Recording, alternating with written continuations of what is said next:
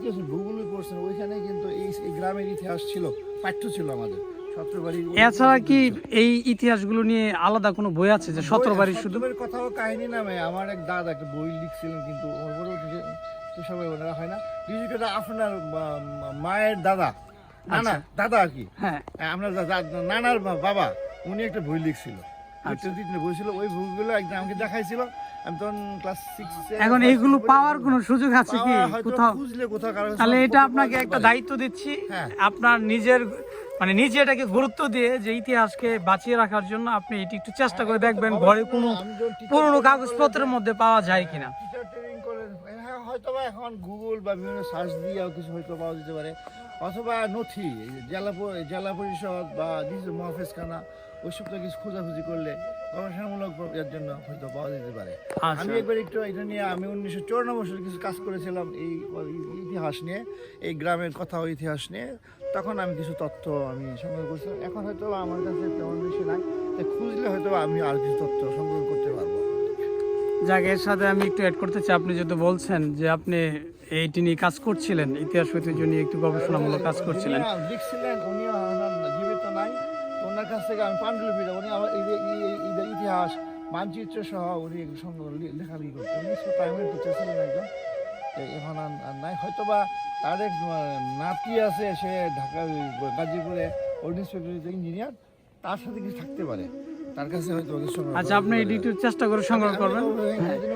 আচ্ছা, আমি একটু অ্যাড করতে চাচ্ছি একই সাথে যে উনি যেহেতু বললেন যে লেখালেখির বিষয়ে উনি একটু এগুলো সংগ্রহ করার চেষ্টা করেছেন, নিজেও লিখতে চেয়েছিলেন, সেই সুবাদে আমি যতদূর জানি যে আপনি একজন মানে কবিও, আপনি কবিতা লেখেন এবং আপনার কিছু হাতে পাণ্ডুলিপি আছে, আপনার উপন্যাস আছে। আমিও আপনার সাথে আগে যখন কথা বলেছি তখন জেনেছি।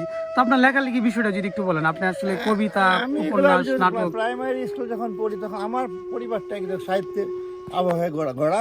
আমার বাবাও পড়াশোনা করতো, উনি নাটক সংস্কৃতি জগতে ছিল। আমার ভাই, উনি আমার ব্যাংকার ছিলেন, MA হাফিজ, উনিও গান গাইতেন, গান শোনা, ছেলেমেয়েরাও এই জগতে ছিল। সেইভাবে বংশ পরস্পরে আমরা এখানে আসা।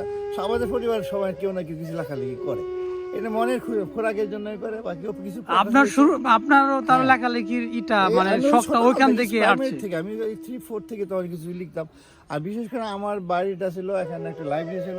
আর গফরগাঁ যারা রাজনীতি যে স্বাধীনতার উত্তরকালে যারা এই দেশের স্বাধীন, তারা এখানে একটা আড্ডা হতো। বিভিন্ন এলাকার নেতারা, বাজিতপুর, কিশোরগঞ্জ, মুক্তাগাছা, এই বিভিন্ন এলাকার লোকজন আসতো এখানে, পড়াশোনা করতো, বিভিন্ন রকম তারা সংগঠন করতো। সেই সময় আমি ছোটো থেকে দেখছি যে কেমন সাহিত্য। আর ওইভাবেই বিশেষ করে আমি বলবো আমার সাহিত্য জীবনের কিছুটা হলো, আমাদের টিচার ছিলেন Emdad sir, high school headmaster ছিলেন, বাড়ি দিলপাড়া। উনি এখন নাই, মারা গেছেন। উনি বই পড়তে, উনি আমাকে পড়াইতেন। আমি যখন ক্লাস 3-4 পড়ি, 2-3 পড়ি, তখনই উনি আমাকে কার্ল মার্কসের বইগুলো উনি পড়াইছে।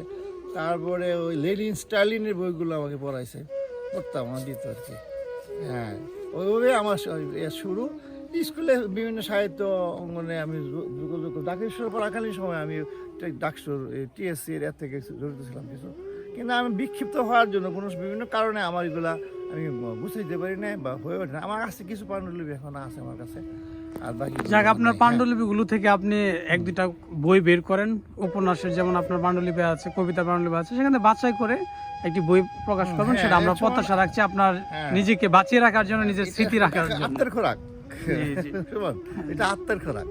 এতে কি হবে, আত্মার খোরাক হিসেবে আমি অনেকে বলি যারা লেখালেখি করে, আমার শিক্ষার্থী যারা আছে। আমি টিচার, আমি কলেজে শিক্ষকতা করছি দীর্ঘদিন। আমি 1990 সাল থেকে আমি কলেজে দেশে শিক্ষকতা করছি, পরে দেশের বাইরেও করে আরও বাংলাদেশ দূতাবাসে Bangla school private school and কলেজেও আমি কলেজের অধ্যাপক ছিলাম। সেখানে আমি ওই চলে আসছি গত 1-1.5 বছর আগে। আর ওখানে আমি কিছু লেখালেখি করতাম, বিভিন্ন ম্যাগাজিনে আমার প্রকাশ হতো। আর বিশেষ করে সুমন, আমাকে সুমনের লেখার দিকে আমার খুব ভালো লাগে। সুমনের আমি লেখার খুবই ভক্ত। আমি ওনার লেখা প্রতিদিনই আমি পড়ি, বা মোবাইলের সাহায্যে পড়ি। আমরা পাই না, বিশেষ করে মোবাইলে ওনার সাথে আমার লেখালেখি হয়, লেখালেখি পরিচয়। আমার লেখার মান উন্নত অনেক ভালো। মানে সাংবাদিকতা যে রিপোর্টিংটা অনেক সুন্দর লাগে, আমার ভালো লাগে। আপনাকে অনেক ধন্যবাদ। আসলে উনি আমার আসলে পূর্ব পরিচিত আত্মীয় মানুষ, কিন্তু সরাসরি কথা হচ্ছে এই আজকে প্রথম। আগে ফোনে যোগাযোগ হতো। উনি আরব আমিরাতে বাংলাদেশ দূতাবাসের একটি প্রাইমারি স্কুল অ্যান্ড কলেজে ম্যাথমেটিক্স পড়াতেন, অবসরে গেছেন গত 1-1.5 বছর হয়েছে, বর্তমানে তিনি এলাকায় আছেন। তো আমি সেই সুযোগটা নিয়েই ঈদের ছুটিতে ওনার সাথে আসলে সাক্ষাৎ করি এবং এই 17 বাড়ির ইতিহাস এবং এই পুরনো মসজিদের ইতিহাস, হ্যাঁ, এই সবগুলো আসলে ওনার কাছ থেকে কিছু তথ্য নেওয়ার চেষ্টা করলাম এবং আপনাদেরকে এই ভিডিওতে ওনার সম্পর্কে এবং আমাদের এই পুরনো মসজিদ সম্পর্কে জানানোর চেষ্টা করেছি। সুমন, আপনাকে বলবো যেহেতু এটা আপনার নানার বাড়ি, তা আমরা চলেন আমাদের এই পুরানো কথা ও ইতিহাস নামে যে একটা গ্রন্থ, টিচার স্কুলে শামসুল হুদা উনি লিখতে শুরু করেছেন এবং আপনার নানার বাবা মোহাম্মদ আলী মাস্টার উনিও লিখছিলেন, কিন্তু ওই পাণ্ডুলিপিগুলো উনি আমাকে দেখাইছিলেন, পড়ছিলাম আমি, ওনার অনেকগুলো লেখা ছিল, শিশু মনস্তর লেখা ছিল শিক্ষার উপর। ওইগুলো নিয়ে আমরা গুছিয়ে আবার একটি বই বের করতে পারি আসলে, তো ওইটি খুঁজে বের করতে হবে। আপনার সহযোগিতা আছে কিনা, কিছু করা যায় কিনা? আচ্ছা, অনেক ধন্যবাদ আপনাকে এই উদ্যোগ নেওয়ার জন্য। যারা আমাদের সাথে এতক্ষণ ছিলেন সবাইকে ধন্যবাদ জানিয়ে এবং ইতিহাস ঐতিহ্যকে বাঁচিয়ে তোলার জন্য, লালন করার জন্য, আমাদের পরবর্তী প্রজন্মকে জানান দেওয়ার জন্য আমাদের প্রচেষ্টার সাথেই থাকুন। ভালো থাকুন। আল্লাহ হাফেজ।